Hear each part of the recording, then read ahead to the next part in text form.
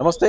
కేటీఆర్ గారు ఈరోజు ఫార్ములా ఈ రేస్ విషయంలో ఈడీ ఆఫీస్కి వచ్చి విచారణకు హాజరని. సో ఎలాగైనా సరే కేవలం ఫాల్స్ కేసులు ఇవన్నీ కూడా సో కడిగిన ముత్యం లాగా బయటకు వస్తారని చెప్పి బీఆర్ఎస్ నాయకులు కూడా చాలా మంది చెప్తా ఉన్నారు. సో మనతో పాటు మాట్లాడడానికి బీఆర్ఎస్ విద్యార్థి నాయకుడు జంగయ్య గారు ఉన్నారు.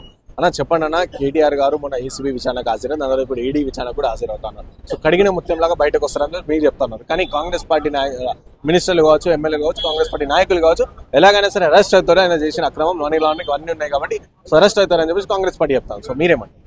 నేనేమంటున్నా, ఈ ఫార్ములా రేస్ అనే వల్ల ఈ తెలంగాణ రాష్ట్రానికి ఇమేజ్ పెరిగింది, హైదరాబాద్ ఇమేజ్ పెరిగింది, భారతదేశంకి ఇమేజ్ పెరిగింది.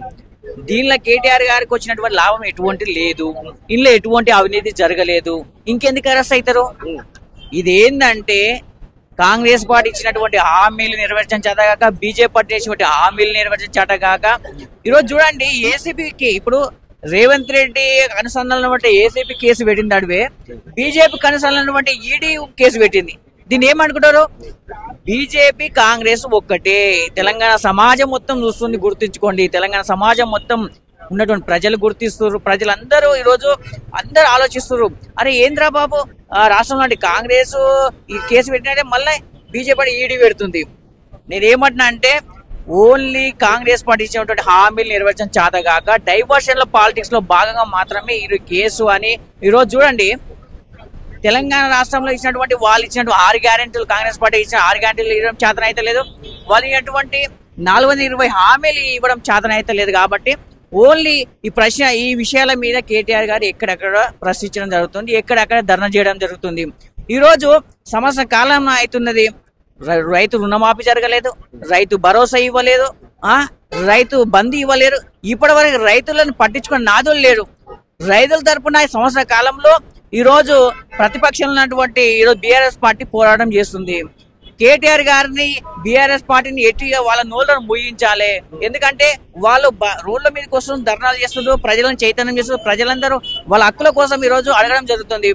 ఈ రాబోయే స్థానిక ఎలక్షన్ జరుగుతున్నాయి. ఆ టైంలో మళ్ళీ వీళ్ళు ప్రశ్నిస్తే మాకు కాంగ్రెస్ పార్టీకి, బీజేపీ పార్టీకి ఎక్కడ డిపాజిట్ రావు, స్థానిక సమస్యలు గెలవలేము.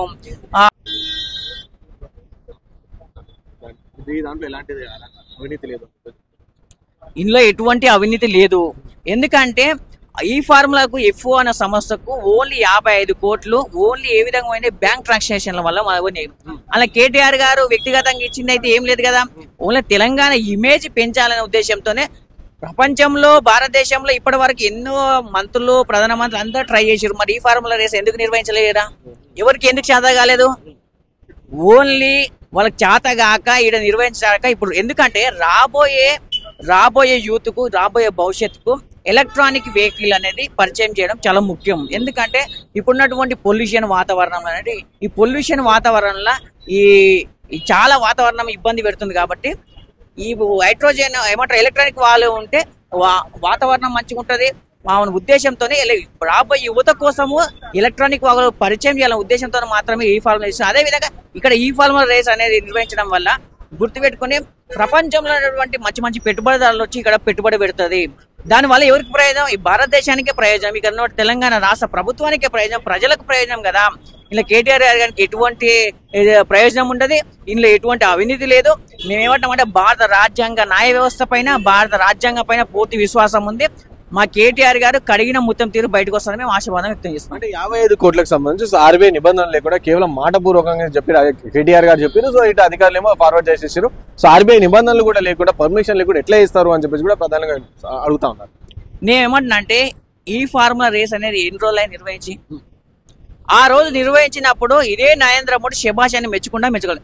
ఈ భారతదేశం మొత్తం, ఈ ప్రపంచం మొత్తం చూసింది, శభాష్ అని కేటీఆర్ గారిని మెచ్చుకున్నారు. అరే ఇక్కడ నిర్వహించడం ఓన్లీ ప్రభుత్వం చేంజ్ అయింది అడివే ఈరోజు అక్రమ కేసులని బీఆర్ఎస్ పార్టీ మీద అక్రమ కేసులని ఈరోజు బనాయించడం జరుగుతుంది. ఏమంటున్నా ఈడీ అనేది ఒక స్వతంత్ర న్యాయ వ్యవస్థ.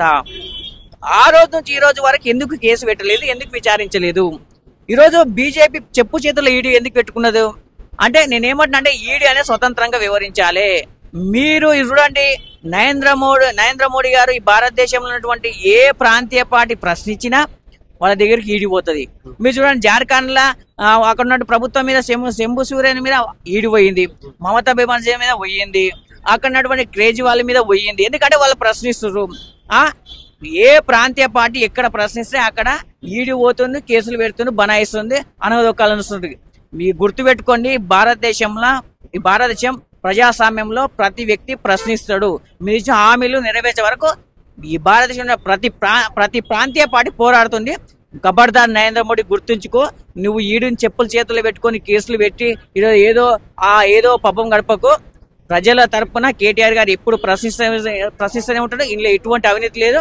కడిగిన ముత్తం తీరు కేటీఆర్ బయటకు వస్తారని మేము ఆశాభావం వ్యక్తం చేస్తాం.